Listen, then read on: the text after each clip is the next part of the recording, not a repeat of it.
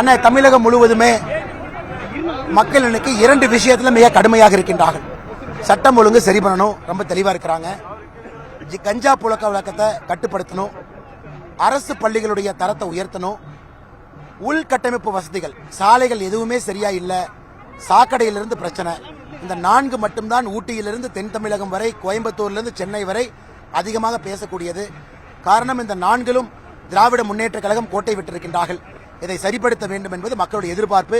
தேசிய ஜனநாயக கூட்டணி நாங்கள் சரிப்படுத்துவோம். திமுகவுடைய ஊழல் பட்டியல் வந்து காங்கிரஸ் கிட்ட இருக்குன்னு நீங்க சொல்றீங்க. நீங்களும் இடையில வந்து டிஎம்கே ஃபைல்ஸ்ல விட்டுட்டு இருந்தீங்க. அதோட நிலை என்ன எப்படி இருக்கு? ஐயா, நான் கொடுத்த கம்ப்ளைண்ட் எல்லாம் டிவிஎஸ்சில கம்ப்ளைண்ட் கொடுத்துருக்காங்க ஐயா. டிவிஎஸ்சி காரங்க பிஜேபி அலுவலகத்தில் வந்து என்கொயரி பண்ணிட்டு போயிருக்கிறாங்க. உதாரணத்துக்கு வேட்டி சேலை ஊழல், காந்தி அவங்க 160 கோடி ரூபாய் ஊழல் ஆதாரத்தோடு சாம்பிளோடு கொடுத்தேன். DVSC department of vigilance anti corruption லஞ்ச ஒழிப்புத்துறை டிஎஸ்பி கமலாலயத்துக்கு வந்து ஆபீஸ்ல என்ன என்கொயரி பண்ணிட்டு போயிருக்காரு. எந்த நடவடிக்கை எடுக்கல. ஆட்சி மாறட்டும், புலால் சிறையில் அவங்களுக்கு தனி பிளாக் கட்டி தான் இவங்க எல்லாம் நடவடிக்கை எடுக்கப்பட்டு உள்ளே போவார்கள் என்கிற முழு நம்பிக்கை எனக்கு இருக்கு. ஜனநாயக படம் லீக் ஆனதுக்கு வந்து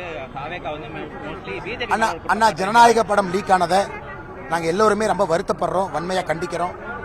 ஜனநாயக படம் ரிலீஸ் ஆகும் பொழுது ஒரு ரசிகனாக நானும் போய் பார்க்க இருக்கின்ற பல இடத்துல நான் சொல்லியிருக்கேன், புதுசாக நான் சொல்லல.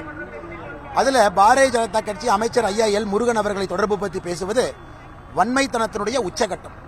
அதனால் நாங்கள் எல்லோரும் வருத்தப்படுகின்றோம். இது நடக்கக்கூடாது. இது ரொம்ப ரொம்ப தவறு. பல பேர்த்துடைய உழைப்பு, ரத்தம், வேர்வை அதில் இருக்கு. பல பேர்த்துடைய பணம் அதில் இருக்கு. எந்த விஷக்கிருமிகளை செய்திருந்தாலும் கூட கடுமையான நடவடிக்கை எடுக்கணும். அதில் எந்த மாற்று கருத்தும் இல்லை.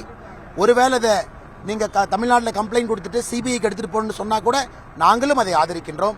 யார் இருந்தாலும் நடவடிக்கை எடுக்கணும். ராம்தாஸ் அத்வலே வந்துட்டு ஏர்போர்ட்ல என்ன சொன்னாருன்னா, விஜய் கட்சி ஜெயிச்சதுன்னா அந்த இதெல்லாம் வந்துட்டு ஏடிஎம்கே மற்றும் என்டிஏ கூட சேர்ந்துடும், அது வந்து திமுகக்கு தான் பாதிப்பா இருக்கும், ஏடிஎம்கேக்கு பாதிப்பா இருக்காது. ராம்தாஸ் அத்வலே ஐயா மகாராஷ்டிராவை சார்ந்தவங்க, மூத்த தலைவர்னா அவர் கருத்தருடைய சொந்த கருத்துங்கன்னா, நம்முடைய தேசிய ஜனநாயக கூட்டணி 210 இடங்களை தாண்டி நம்ம வெல்ல போறது உங்களுக்கு தெரியும்.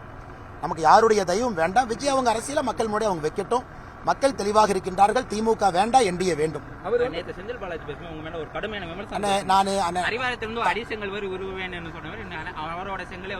இப்ப நாங்கெல்லாம் என்னென்ன பண்ணிட்டு இருக்கிறோம். அறிவாலயத்தினுடைய ஒரு செங்கலையும் மக்கள் உருவி கொண்டிருக்கின்றார். 2026 தேர்தலில் திமுக தோத்துச்சுன்னா கனிமொழி அக்கா தனி கட்சி, ஸ்டாலின் அண்ணன் இந்த கட்சி, திமுக யார்கிட்ட போகணும்னு யாருக்குமே தெரியாது.